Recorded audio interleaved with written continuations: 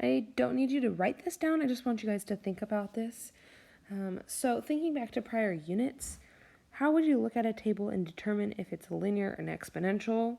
For example, if you see, two different tables,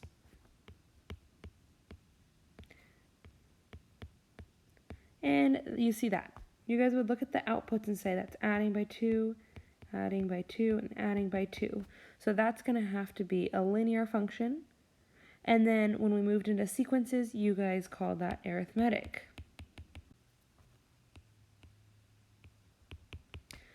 So now that we've looked at arithmetic and linear, we're going to be looking at geometric, which connects to your exponential functions. In the first couple sections, we covered a couple of these, and you guys weren't given like a full-on set of how to write everything. So what we're looking at, let's see if I go 4, 8, 16, 32. These are all being multiplied by 2 each time.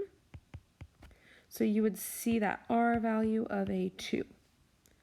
So just make sure to make that connection as you see throughout. As I said in the prior slide, it's very important that you keep that in mind on what the outputs look like in an exponential is going to match the outputs in a geometric sequence.